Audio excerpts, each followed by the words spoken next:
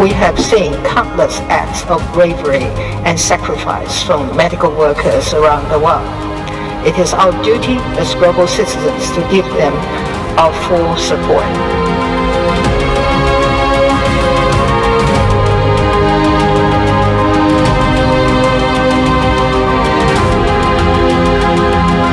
Pandemics cannot be stopped by one country alone, and Taiwan stands ready to do our part.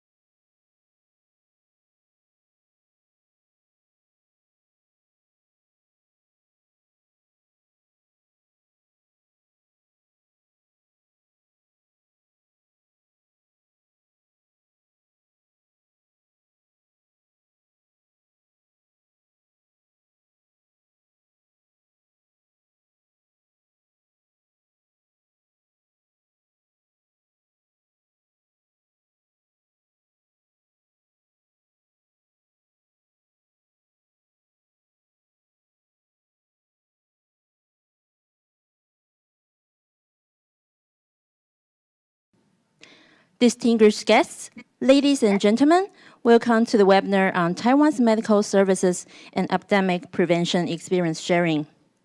Please allow me to introduce our honorable guests for today's event. Mr. James Huang, Chairman of Taiwan External Trade Development Council, TAITRA.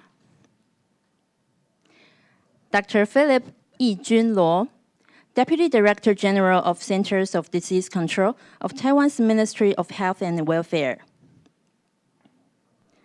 Mr. Jerry Si-Gong Yang, Director General of the Commercial Office of Taipei in Dubai. He is online with us now. Mr. Kalen Gao, Counselor of Middle East Section under Taiwan's Ministry of Foreign Affairs. I would like to welcome our medical team from Chang Memorial Hospital, CGMH. Dr. Jiren Eng, Vice Superintendent of CGMH and President of Taiwan's Society of Emergency Medicine. Dr. Zheng Xunqiu, Vice Superintendent of CGMH and Director of Infection Control Committee. Dr. Jun Wenzhen, Assistant Professor of Division of Infectious Diseases. Finally, let me introduce the team of the Dubai COVID-19 Command and Control Center. Dr. Amr Sharif, Head of COVID-19 Command Center of Dubai. Professor Alawi Ashif. Dr. Hanan Aswedi. Dr. Asa Kevin. Mr. Halifa Al-Bakr. Dr. Amr Arzoni. Mr. Yunus Al-Nasser, and Ms. Aisha Miran, and also Dr. Saleh Ferris, the President of Merit's Society of Emergency Medicine. He is online to join us today. Thank you. And we are more than pleased to have you with us today. A heartfelt welcome to everyone. Thank you very much for your time and participation today. Now, let's welcome Mr. James Huang, Chairman of TAITRA, to deliver opening remarks. Our dear friends from Dubai and UAE, our partners from Taiwan, on behalf of TAITRA and the Taiwan External Trade Development Council, I am very pleased to welcome you all to this webinar on Taiwan's medical strategies in combating COVID-19. And thank you, everyone, for joining us today, in person or across the screen. And we have just introduced all our distinguished guests on the panel. Now, I'd like to say, as we pass the midpoint of 2020, the world continues to grapple with COVID-19, with confirmed cases surpassing 15 million last week, and deaths reaching 623,000. What began as a health crisis has quickly evolved into a socio-economic emergency, infiltrating every aspect of our lives.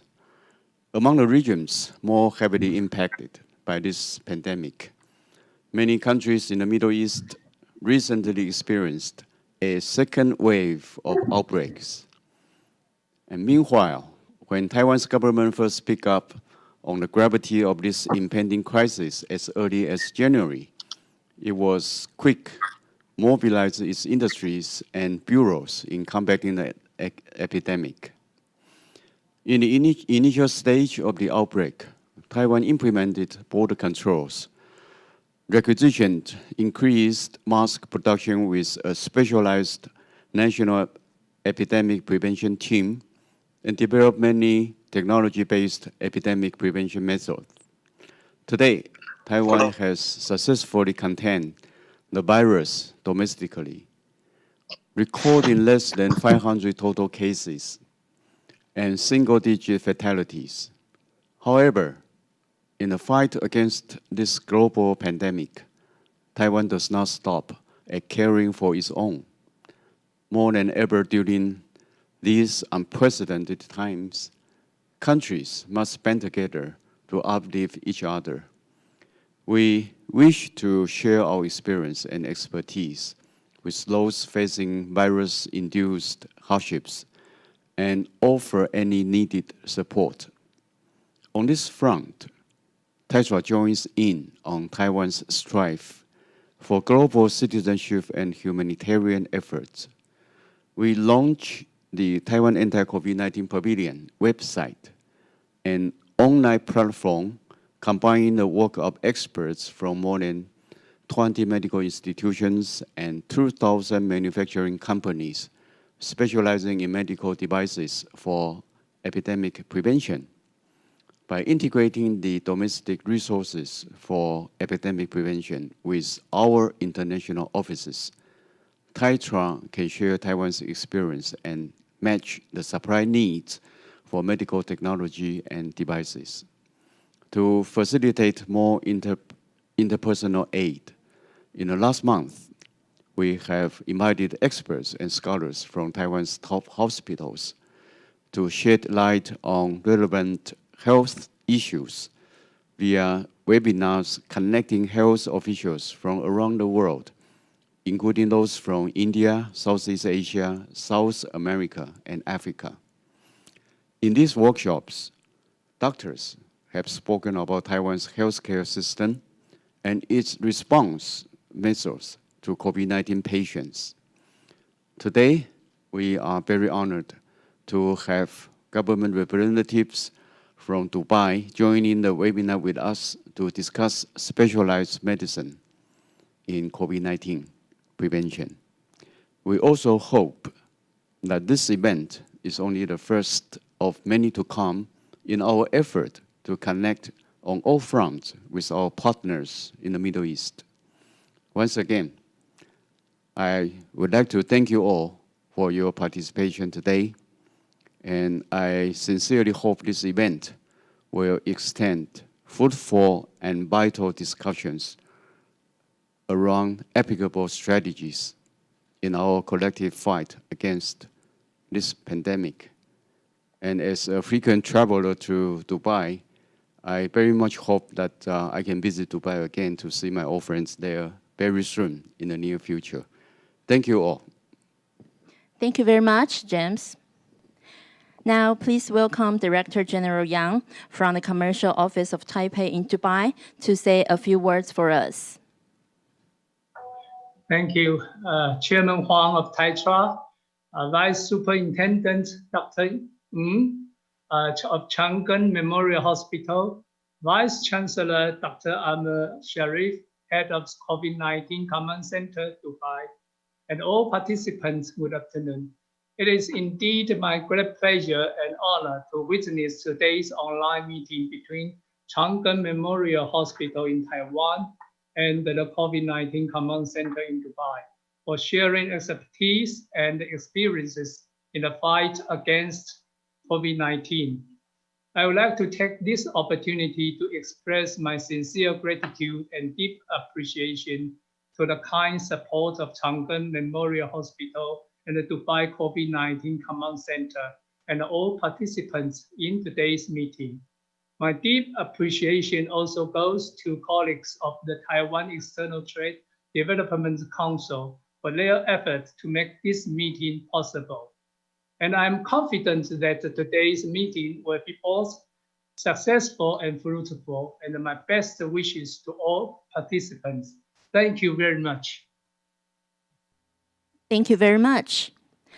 Now let's welcome Vice Superintendent Gung from Chang Memorial Hospital to give us opening remarks. Thank you to Dr. Sari. I think because of your initiation, today we only have this webinar. So thank you for the initiation, and thank you, Dr. Amel, for agreeing to take the webinar. I think this is our pleasure to share our opportunity, how we do in prevent the COVID. And today, besides from the Ministry of Health and Welfare, I think our hospital, the Chang colleague, will also share our strategy in prevent COVID-19 in our hospital. So today, I hope the webinar between the Dubai and Taiwan it will be a very successful one. And I would like to thank you, the Ministry of Health and Welfare, and the Ministry of Foreign Affairs, as well as Taiwan. And I wish this is a very successful webinar. Thank you. Thank you very much. Now we would like to have a quick photo shoot.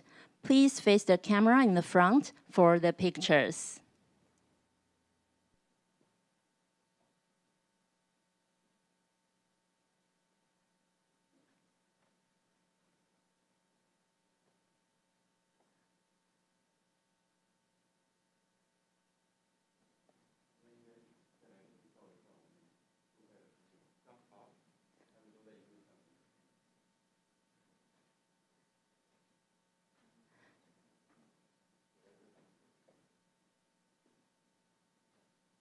I'd like to take another photo of our dear friends from Dubai on the screen.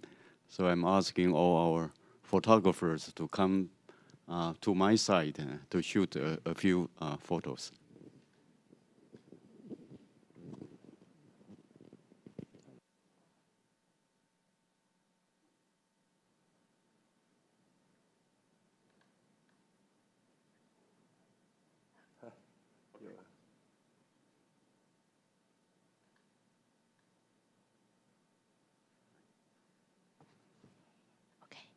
Thank you very much. Thank you, everyone.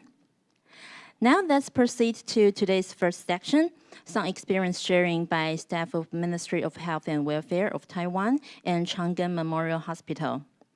Please welcome Dr. Luo, Deputy Director General of Centers for Disease Control of Taiwan's Ministry of Health and Welfare, to deliver his speech entitled COVID-19 Response in Taiwan, Protect the Community and Healthcare System. Good morning and good afternoon, ladies and gentlemen. It's my honor to spend the next 10 to 15 minutes to briefly talk about the COVID-19 response in Taiwan.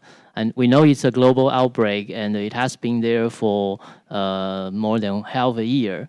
But Taiwan initially started to notice the outbreak at very early, and we were able to prevent the spread and contain the outbreak when it happened domestically in Taiwan. So I think I'll use protecting the community and the healthcare system as the subtitle and focus on social innovation and the application of technology in our response.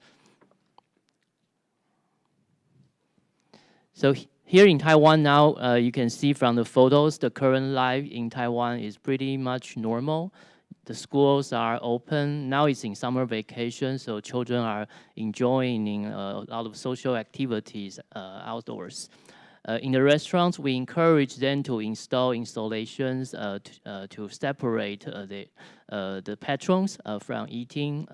And in shopping malls and other big social gatherings, people are encouraged to wear masks, but there is no legal requirement for these people to wear a mask, and we still use encouraging ways to teach them how this is important, how to follow that properly in the community.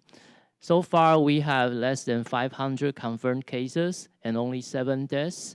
There has been no locally required cases over the past 15 weeks. And the border are partly closed. We still remain open to citizens and non-citizens who are traveling on non-leisure purposes.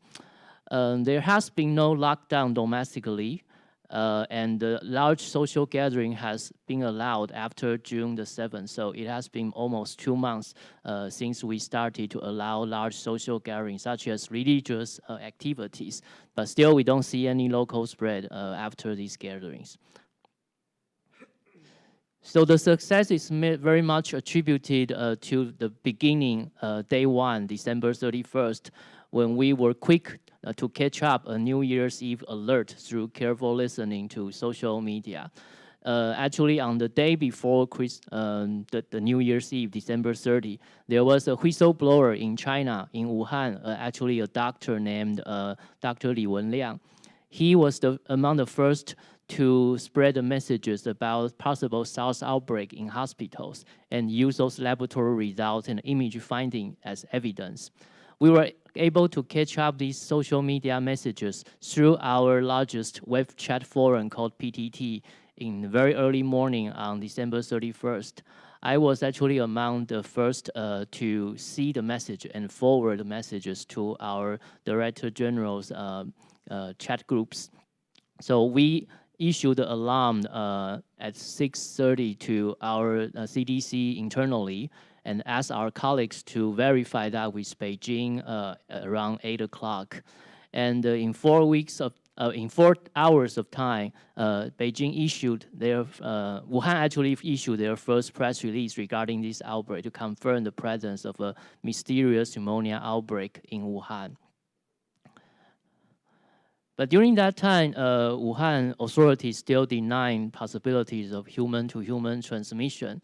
But based on our understanding of how information could be manipulated in China, we decided that we want to start the response as early as possible and as severe as possible. So actually, after discussion internally and with our supervisors, we decided to start onboard examination of all flights directly coming from Wuhan since that day one, December 31st.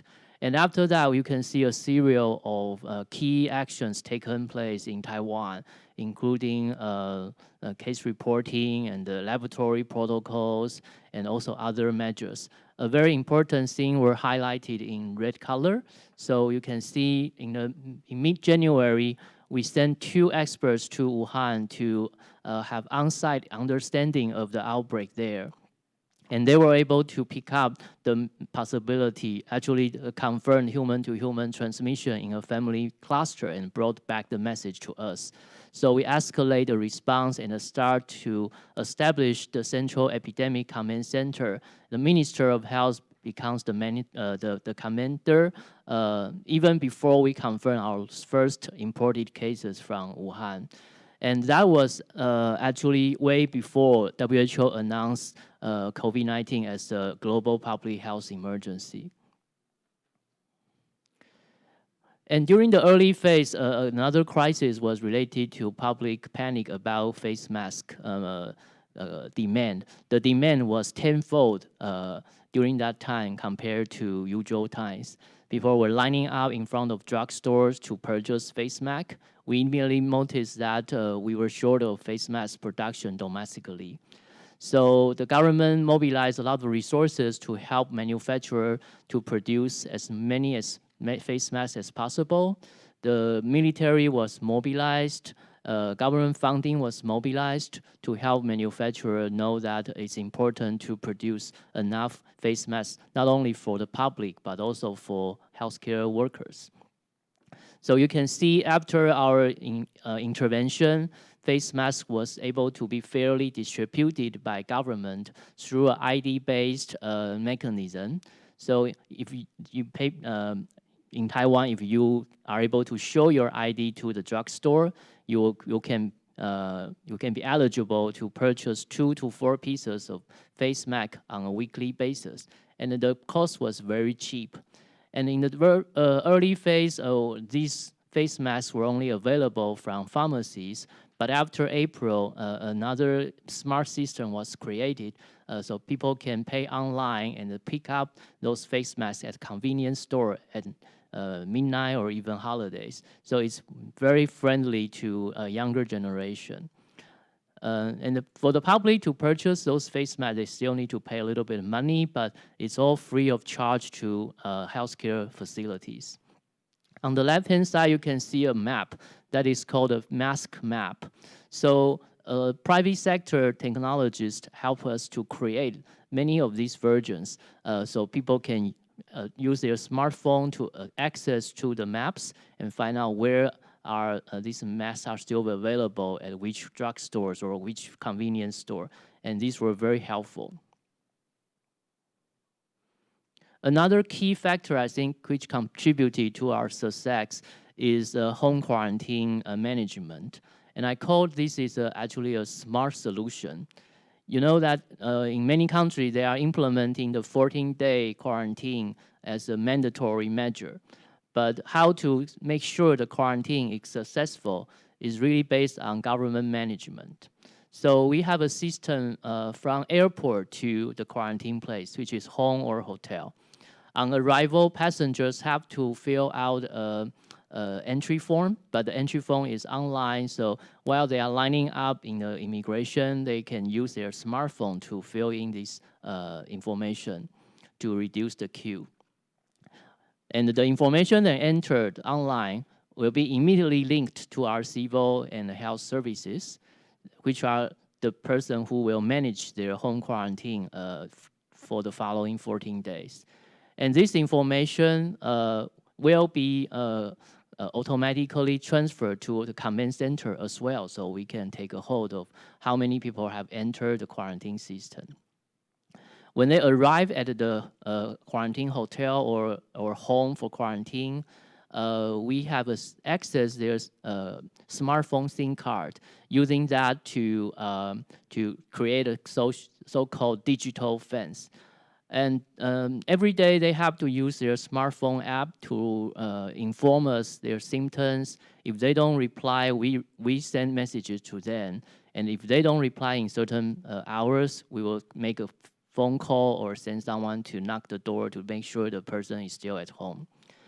But that is more like a passive way. But an active way is if they live outside the range of certain GPS or a smartphone range, the digital fence will be activated and directly linked to our police departments.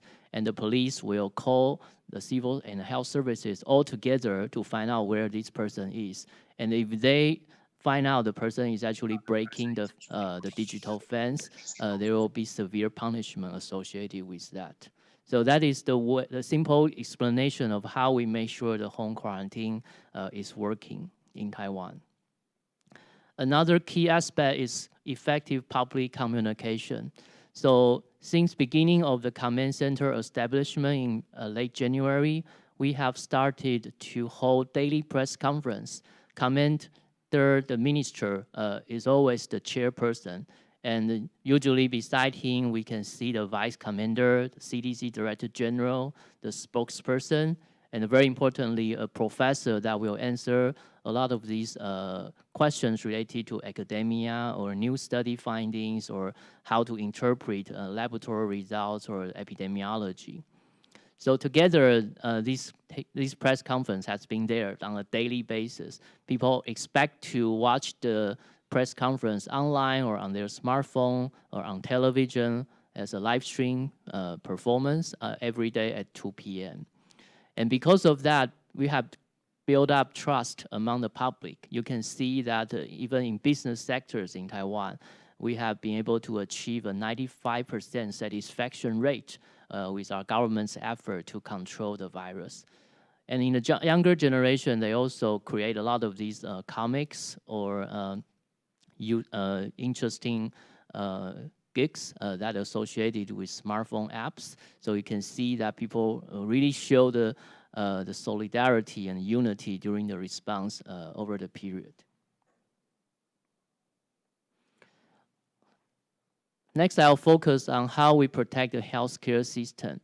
And many of our success actually have to be dated to our failure in 2003 dealing with SARS. It was a very tragic experience. Several big hospital outbreaks happened that time. Because of that, a few healthcare workers eventually passed away because of SARS. After the response, we immediately found out that we were short of legal and financial infrastructure to help hospitals to create a protective mechanism. So because of SARS, the laws were revised, the financial mechanisms were revised. All hospitals have been required to have infection control specialists with secure income. And Taiwan CDC was also authorized to designate hospitals for isolation and the treatment. In return, training and the reimbursement and the compensation have to be there to compensate for the revenue loss. So during this response, we were quick to designate the hospital networks to care and isolate suspected and confirmed cases. Here you can see a map that nearly every county and the city in Taiwan, they have a primary response hospital, and many other hospitals are designated as secondary response hospitals. These are not just public hospitals, they are also private hospitals. And total together, we have almost 1,000 negative pressure rooms that can provide treatment to COVID-19. But we know that COVID-19 can also be cared at a single room without negative pressure if proper infection control measures were managed. So when the response was escalated further in March and April, we quickly mobilized our capacity to increase the number of isolation rooms to more than 2,000 and 1,000 ICU beds and more than 1,000 ventilators. And from the beginning, there was only Taiwan CDC laboratory and the 6 other university laboratories that can do the testing. Now we have almost 60 laboratories that can do 7,000 something testing on a daily basis.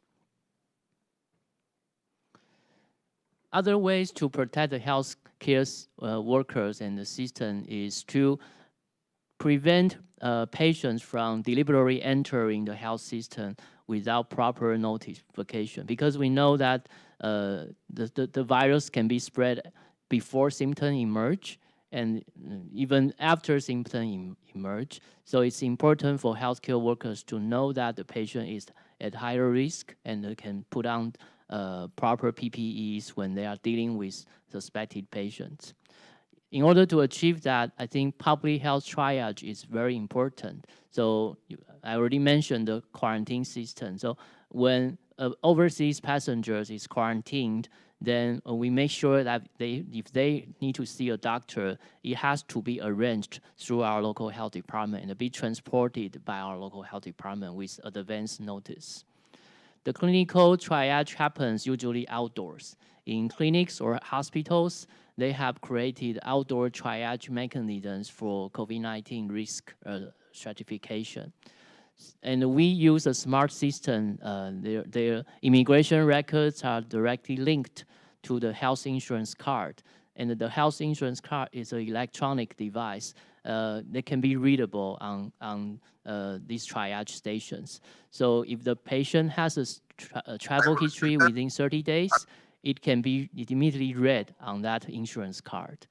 And by checking that insurance card, doctors and nurses can make sure they can catch up the travel history immediately. Even if the patient is not honest, they can find out the information on the card.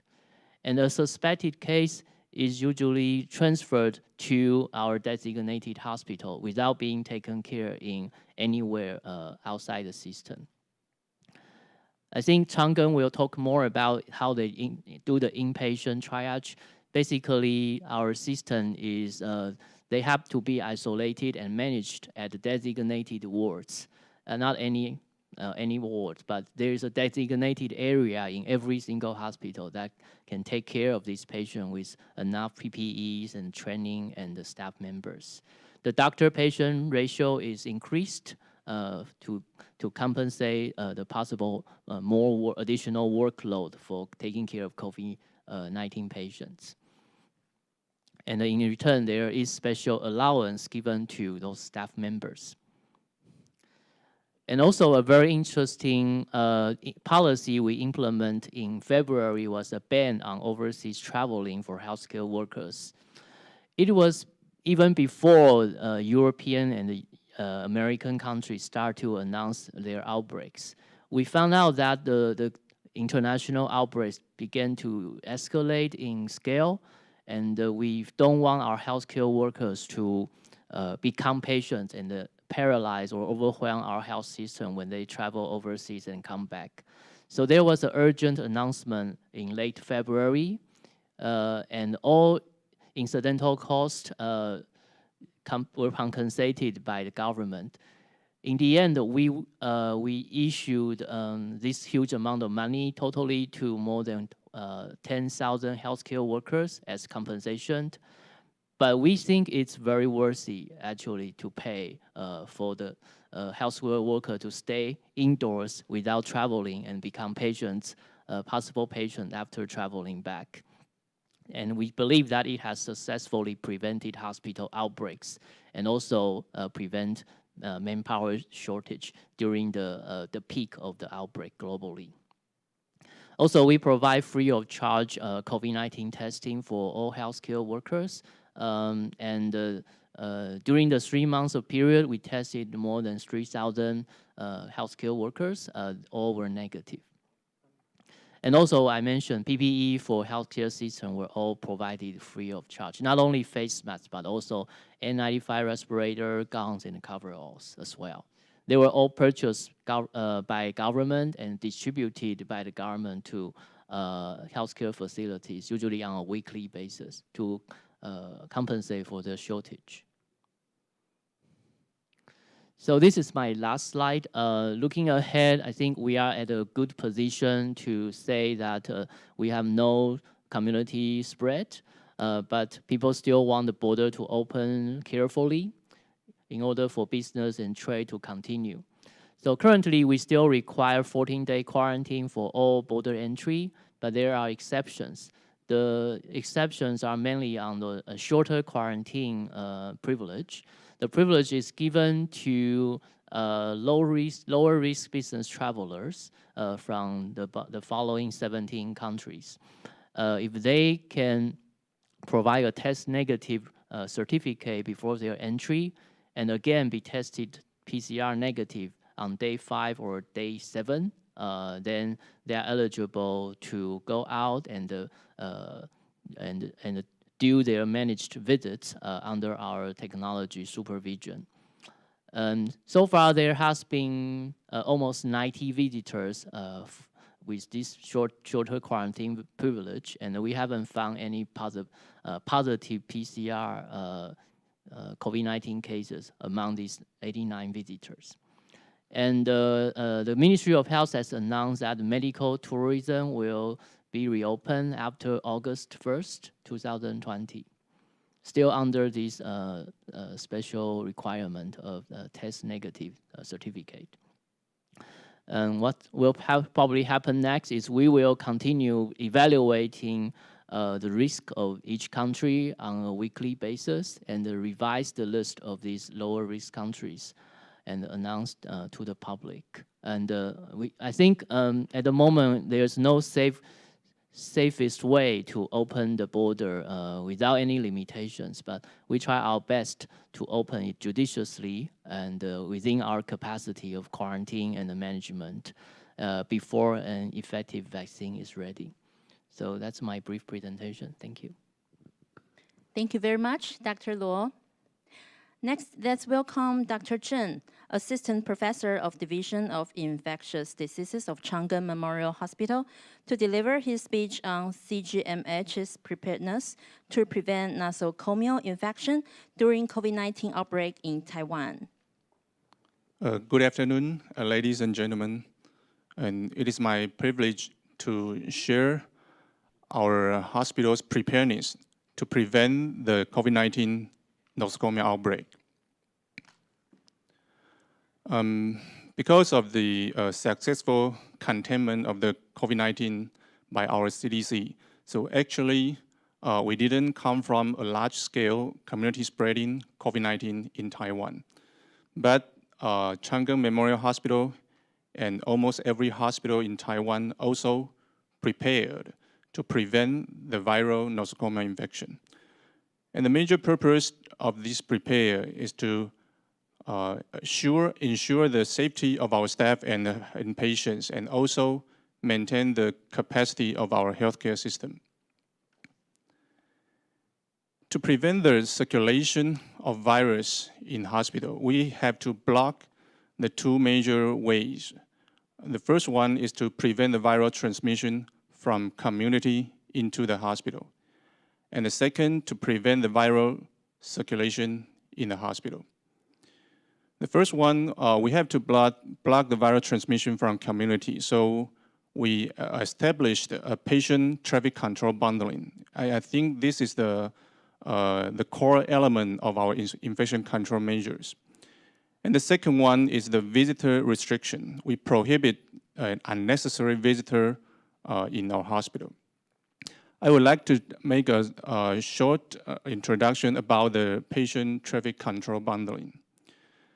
The patient traffic control bundling include an entrance triage and risk stratification among zones of risk for the inpatient. So we do the triage at each entrance of our hospital.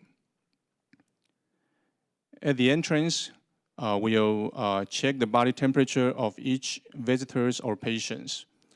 And we also can access their immigration data by reading the health insurance card.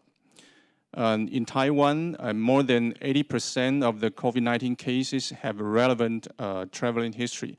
So immigration data is very important at the triage. And our staff at the entrance also will ask any the respiratory symptom or any contact or cluster history of the visitors.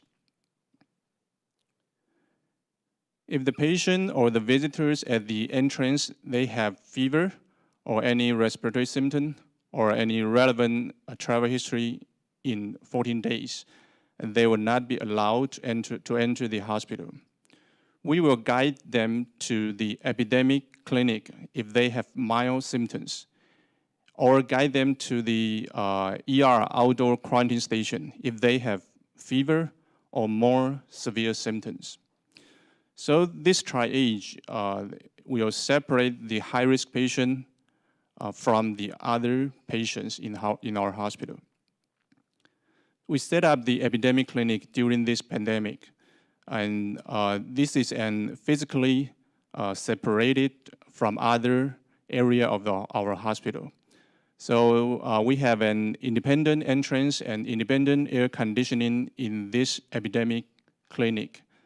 So the physician can evaluate the high-risk patient and also complete the viral testing in this area. For those with more severe symptoms need hospitalization for further treatment, we will evaluate their risk and separate them among according to their risk. So this is our community-acquired pneumonia hospitalization process. So every patients with pneumonia from the community, we will evaluate their risk for COVID-19. If they meet the criteria of Taiwan CDC's notifiable definition of COVID-19, they will be transferred to the isolation ward, we call the red zone. So in the isolation ward, it's all negative pressure and single room. If patients have a typical presentation or they don't have relevant travel history, they will be transferred to the quarantine ward. So in quarantine ward, it's all single room. So every patient in the isolation ward or quarantine ward will receive the PCR test for SARS-CoV-2. In the isolation ward, the patient will receive at least twice test for PCR. And in the quarantine ward, they'll receive at least one test for PCR. So if their PCR tests were all negative and the COVID-19 can be excluded by the clinical treatment response, they can be transferred to the general ward, we call the green zone. So in our hospital, so every pneumonia from the community will follow this one-way process. And every healthcare workers, they work in the red zone or yellow zone, they all wear a standard personal protective equipment, including the N95 respirators. And the second part, to prevent the viral circulation in hospital, is the first one is to establish a requirement and the standard protocol for the PPE. This is the recommendation of PPE by Taiwan CDC. And the recommendation is basically, the recommendation is recommended according to the risk of the working setting or the activity of the healthcare workers. So for example, if they work in the epidemic clinic or the red zone or yellow zone, with the risk of body fluid contact or respiratory symptom or respiratory specimen contact or any aerosol generating procedures, they have to wear a standard PPE, including the N95 glove, gown, goggle, and hair cap. For those who work in the low-risk area, they have to wear a surgical mask. So every staff in our hospital have to strictly follow this recommendation. And the second part about to prevent the viral circulation in hospital is the evaluation for inpatient pneumonia. So our triage at the entrance can identify the symptomatic patients at the entrance, but some patients may be pre-symptomatic while they arrive in our hospital. So we have a protocol to evaluate the inpatient pneumonia. So we have a real-time hospital-wide fever monitoring system for inpatient. And we also established an expert team, including an ID physician and a pulmonologist. We hope to timely evaluate the inpatient pneumonia. And the body temperature is recorded daily for every inpatient. So our IT established a fever monitoring system. And with the assistance of this fever dashboard, we can identify the fever patients. We can know the percentage, the number of our febrile inpatient, and also the geographic distribution of every febrile patient. So our ID physician can use this fever dashboard to early evaluate every febrile inpatient.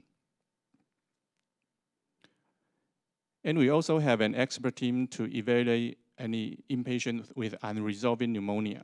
So if any inpatient with pneumonia that is unresponsive to antibiotic treatment, and the physician can contact the responsible ID physician. And we will evaluate the possibility of COVID-19. If COVID-19 cannot be excluded, we will transfer them to the isolation room and test for the virus immediately. And the third is about the checkpoint hand disinfection. We know this SARS-CoV-2 can be transmitted by respiratory droplets and also by the environment. So to stop the formalin transmission is also very important in hospital. So we set up many alcohol sanitizer at every important checkpoint in our hospital to encourage the hand hygiene of our staff and also the patient. And the fourth is about the subdivision of our clinical teams. We know that healthcare providers are vulnerable to the viral infection because of the lack of PPEs, the shortage of PPEs in the early of the epidemic, and the prolonged and high workloading, and the close contact with the high risk, with the infected patients. And the infection of the healthcare worker will hampering the healthcare system, and also maybe including the shutdown of a healthcare facility. So in our hospital, we ask every clinical department to divide their staff into different clinical teams. So each team work at different areas and use different offices, and also to prevent the unnecessary contact. Okay, the final part is about the health, staff health surveillance. We ask our staff to report their body temperature and respiratory symptoms every day. And then it's necessary to stop work if they have any symptoms and receive the further test for COVID-19. Okay, this is the summary of our hospital's infection control measures to prevent the nosocomial outbreak during the COVID-19 pandemic. Thank you.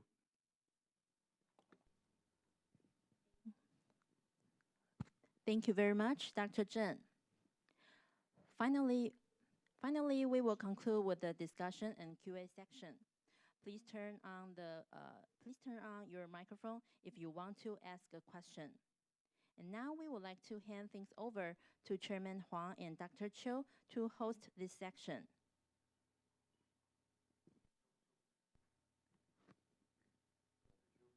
Okay, thank you. I think we have two very enlightening and also informative presentations. One by Dr. Lo, who talked about the national policy and deployment in the defense of COVID-19, and the other one by Dr. Chang about hospital preparedness for the prevention of COVID-19 outbreak in the hospital. So in the following couple of minutes, we can have a few minutes for Q&A. And I would like to invite doctors and professors in Dubai Command Center to see if you have any comments or questions about what's presented just now here in Taipei.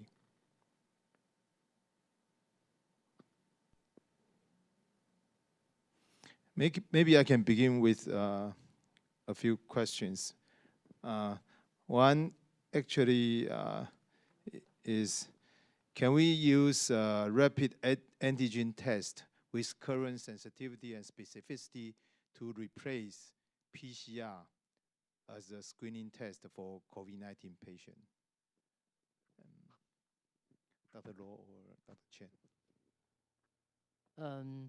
My answer in Taiwan is not yet. Here in Taiwan, at Taiwan CDC, we don't use rapid antigen or antibody test for diagnosis or screening or contact tracing. I know this is happening in several countries such as Malaysia and South Korea on their routine airport entry screening program.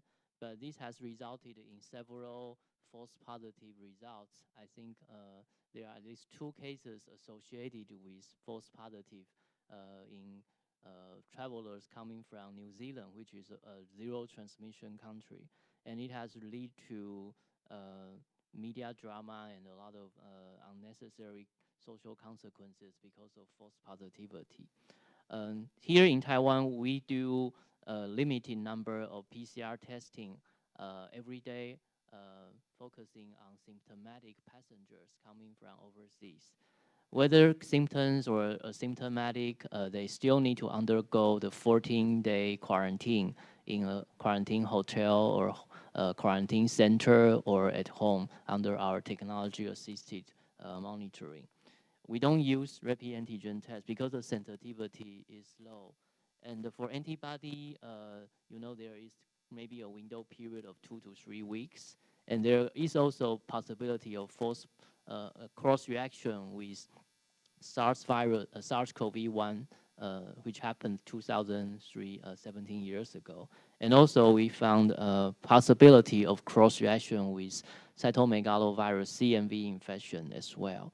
So we still are very suspicious about the usefulness of rapid antigen tests. But in certain settings, such as a cruise ship where laboratory facility is limited, or remote islands, I think there may be a usefulness to do that. But even for that unique settings, we have been able to implement the PCR machines on Kinmen, Mazu, Penghu, those remote islands already, and their hospitals are going to start doing PCR on their own. So I think these challenges can be overcome. We still want to pursue a high accuracy of our laboratory diagnostics.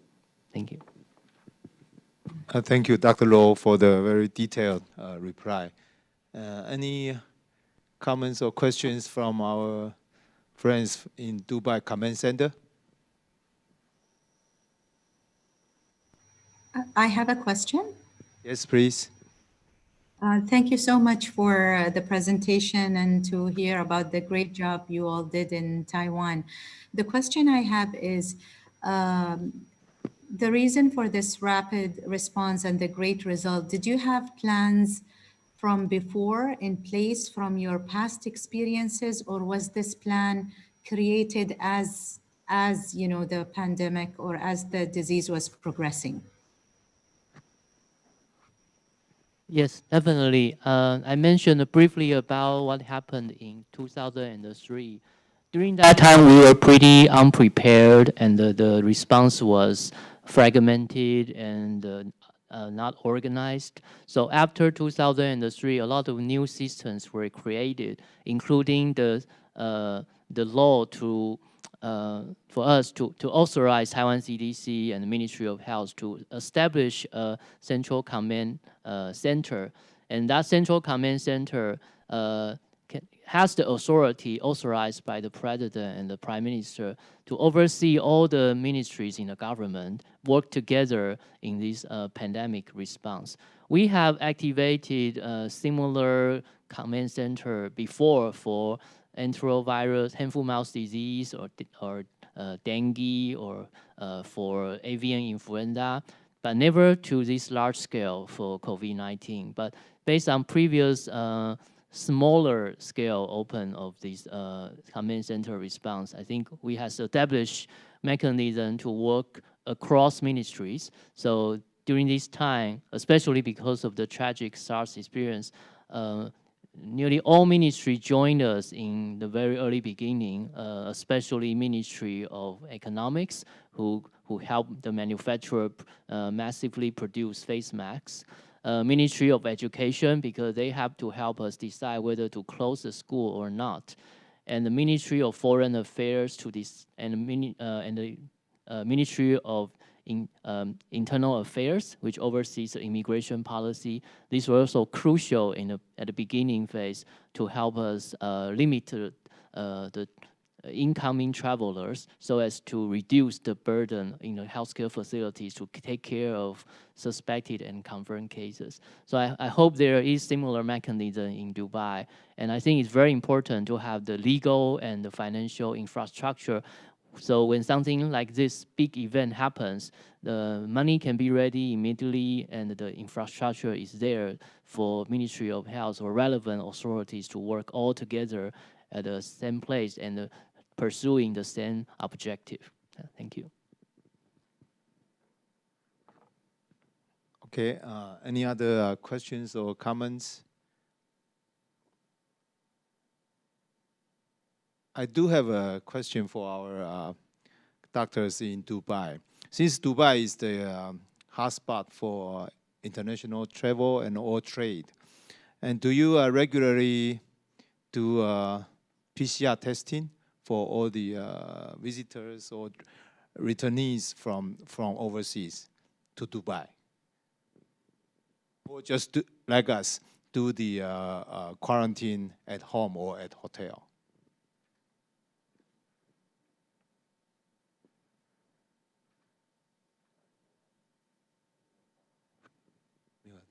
Okay. Okay. Yeah. Maybe I can elaborate more on that. I think now a lot of debate internationally is on the border policy.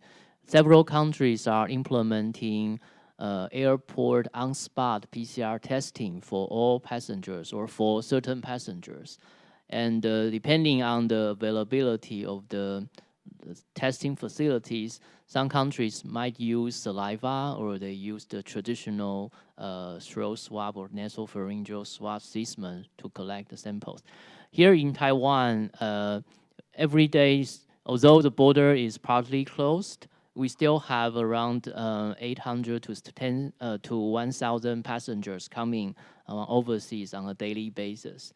And using the symptomatic approach, we test about 50 to 100 on a daily basis. And for those symptomatic passengers, we transfer them to our quarantine center, which has about 3,000 rooms, single bed rooms, and they have to wait there for 1 day for the PCR result. If the result is negative, then they are released to go to their quarantine hotel or go back home for the 14-day quarantine. still, I think home quarantine is difficult because it takes a lot of supervision from our civil and the health services.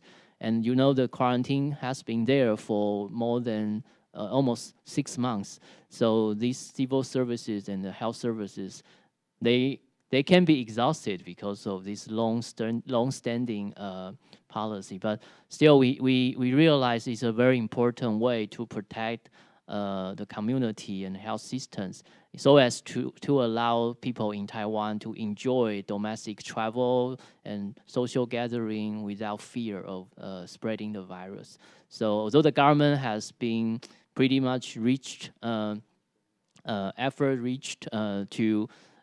implement those extraordinary and additional services, but we think it's meaningful and we think it's useful, and there is budgetary and legislative assistance to continue those services, because we don't see an end of this outbreak by the end of the year. Maybe the vaccine will be there in the first season or second season next year, but who knows? If we need to rely on something that is not necessarily guaranteed. So it's important we still maintain this kind of traditional public health approach, but very useful, has demonstrated in Taiwan that can limit the spread and prevent the community outbreak as well. Okay. Thank you, Dr. Lo, for your presentation, and for the whole team. If I may allow, I can reply back regarding the testing at the airports. Currently, the protocols, we are testing everyone coming into the country through the PCR test conducted at the airport. We have a very, we give the choice to quarantine within 24 hours till the results are out. Usually we offer an alternative facility if the person cannot, or the individual cannot isolate themselves at home in a proper setting. The turnaround time, we make sure that we bring out the results in the shortest period of time. The maximum would be 24 hours. The individual, once they receive their results, they are then, if it's negative, then they are free to move around in the city. I mean, we are receiving almost a couple of thousands of visitors. Dubai is open for tourists now since July, and we are having a smooth process and operations in the airport so far. We agree that we need to maintain a close monitoring on the imported cases, and so far it's very, very limited numbers. Thank you. We have another question. What was the criteria for selecting the designated hospital for COVID-19? And this is the first question. The other one is, was the epidemic clinic established specifically for COVID-19 or already exist earlier? For the first one, Dr. Lo. Yes. So for hospital to be eligible for our designation, we make sure there are infection control specialists, including infection control doctor and the nurses, and the negative pressure room are there, and they have the capacity to collect specimens. They have the emergency services. They have the staff power. But before those is ready, actually, in many of the times, the hospital, they may be reluctant to become our designated hospital. So the legal requirement is still very important. And not only to force them to become designated hospital, you have to provide incentives. So there is reimbursement, compensation, and associated training, and the provision of those PPE in enough quantities. In most of our counties and cities, the primary response hospitals, which are the first line to take care of the COVID-19 patients, are usually public hospitals, the ministerial hospitals or city government hospitals. Because of their public health role, they cannot say no to become our designated hospitals. But still, there are many big private hospitals, such as Chang Memorial Hospital, which are willing to be our second line response hospital. And they have actually taken care of a lot of these critical ill COVID-19 patients, and they don't complain actually. And when the government wants to then to accommodate more beds and mobilize more capacity, they usually stand up and they say, yes, this is our social responsibility to do that. These were not usually the case in other countries. I know in El Salvador, the government only require public hospital to take the role, but for private hospitals, they either refuse or they are not allowed by the hospital to do the job. But still, patients can go to any hospitals in Taiwan, and I think that's the case also in other countries. So it's important to have a system that can encourage public and private hospitals to join the system and take the social responsibility. That's the answer for first question. Okay, and Dr. Chen, regarding the epidemic clinic. Okay, and we have a similar setting we call the fever clinic that was established in 2003, the SARS epidemic period. So we know that fever is the febrile patient has the ability to transmit the virus. So in 2003, the SARS epidemic, if fever was identified at the entrance, the patient will be directed to our fever clinic. So the fever clinic or the epidemic clinic for COVID-19 were the same. So the major purpose of this setting is to prevent the cross contact with between the high-risk patient with other patients in our hospital. Thank you. If you will allow me, I just, due to the sake of time, unfortunately, the committee is committed with another important activities. So on behalf of the Emirates Society of Emergency Medicine, I would like to thank you very much for a very informative session. It's been really a very enlightening session, and there's lots to take, and I'm sure I look forward, and I'm sure my colleagues looking forward to future collaboration on such important pandemic and very important lessons learned throughout. Again, we welcome you to Dubai in the near future, and I'm sure my colleagues will definitely take much of the lessons learned in practice. Okay, thank you, Sari. Hope to meet you soon. Of course, thank you so much. Thank you for your time. Okay, thank you. Thank you for organizing such a wonderful session. Okay, thank you. Thank you. Have a good day.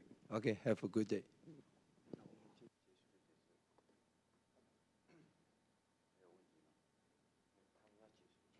We have a last question.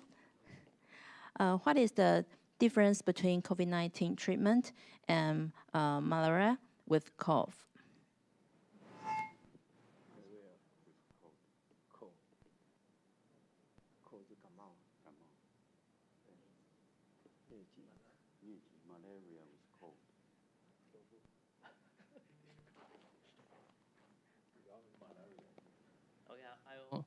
I'll start first.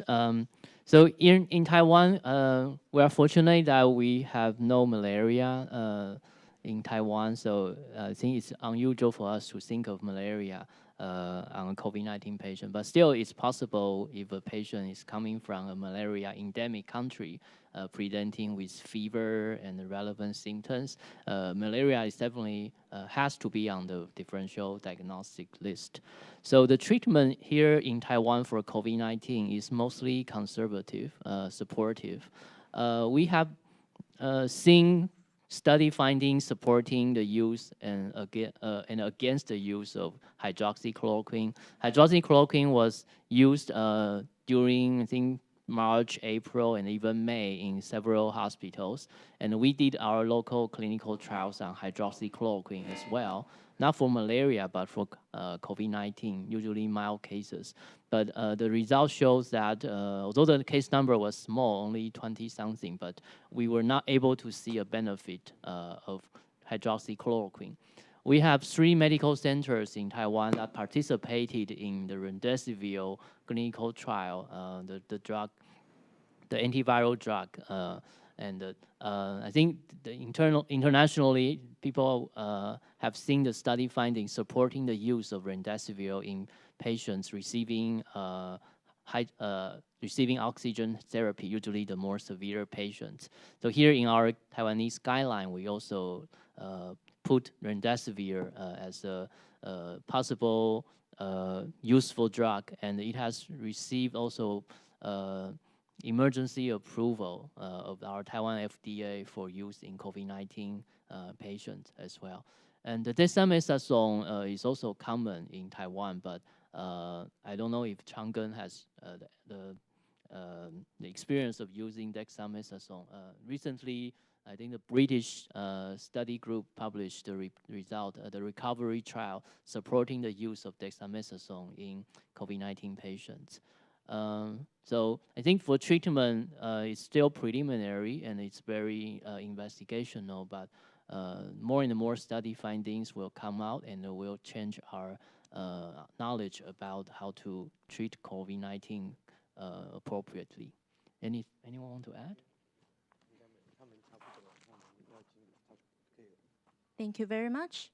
And before we end, we would like to invite Chairman Huang to make a conclusion for today's event. Well, I'd like to thank all our friends from COVID-19 Command Center in Dubai for your participation.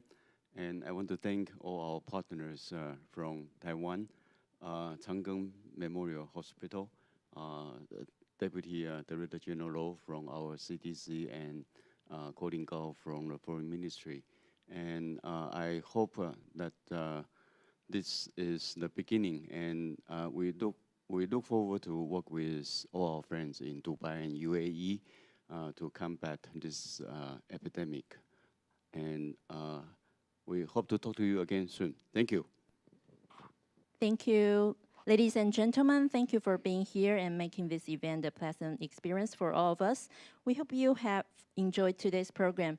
Thank you again and enjoy the rest of your day. We look forward to seeing you in Dubai or Taiwan. Thank you.